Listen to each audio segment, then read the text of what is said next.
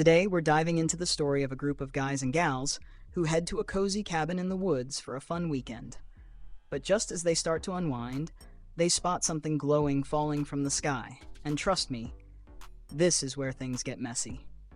The story kicks off on a stormy night with a terrified woman running to a gas station. She begs the sleazy attendant for help, but he shrugs her off with a, "We're closed, lady. Beat it." Desperate, she ducks into the phone booth outside and dials the police, frantically shouting, "They took my boys!" Suddenly, a blinding light shines above her, and before the attendant can even finish his sandwich, the whole phone booth, with her in it, gets beamed into the sky. Moments later, the empty booth comes crashing back down, minus the lady. The baffled attendant tries calling the cops, but when they arrive, no one buys his story.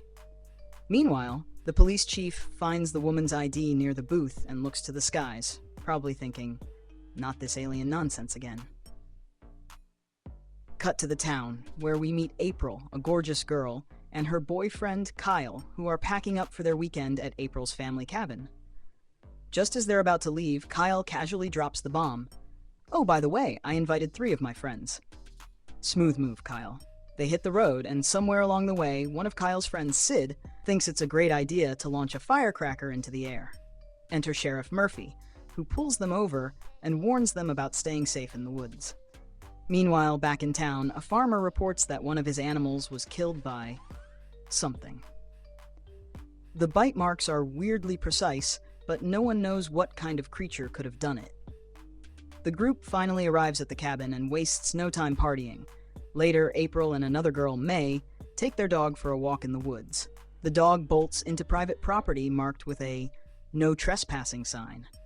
Naturally, they ignore it, chasing the dog into a clearing filled with suspicious tents. Inside one tent, they find marijuana plants. Right before a massive dude with a freaking axe appears, thinking they're thieves. The girls swear they were just chasing their dog. Turns out the guy, Travis, is an old family friend of April's. He takes them to his place, shows them some heat maps he's taken, and launches into a conspiracy theory about aliens and secret government experiments. The girls nod politely and leave. Back at the cabin, Kyle proposes to April, but she shoots him down, leaving him crushed. While they argue on the porch, a mysterious glowing object crashes in the forest.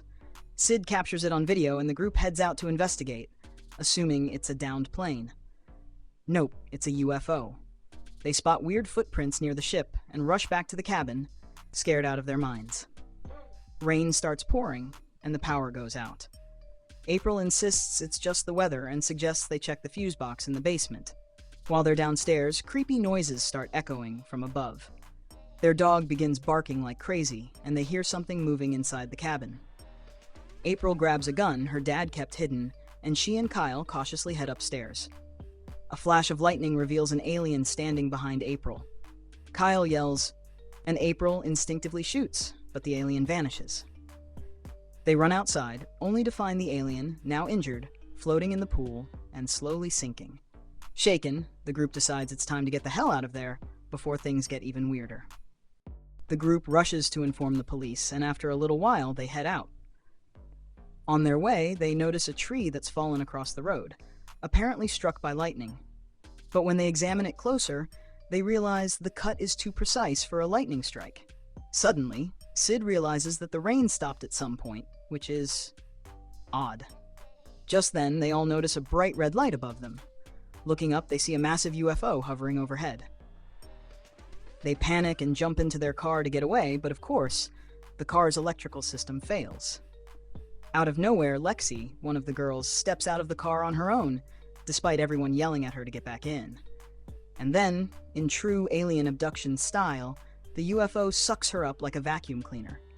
The rest of the group, now in full-on run-for-your-life mode, dashes into the woods on foot. Meanwhile, Sheriff Murphy, after finding an old RV, checks the footage from a camera inside. He sees a family there, but during the crash, their son was abducted by a bright light. He finds the mother, who's injured but still alive. She tells him that aliens took her husband and son, but left her behind. She also saw people, humans, inside the UFO, some of whom have been there for years, used in experiments.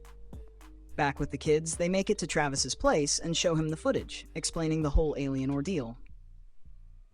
Travis, looking serious and possibly a bit too comfortable with the idea, tells them that the government has been in cahoots with the aliens since the Roosevelt days, allowing them to take people for experiments.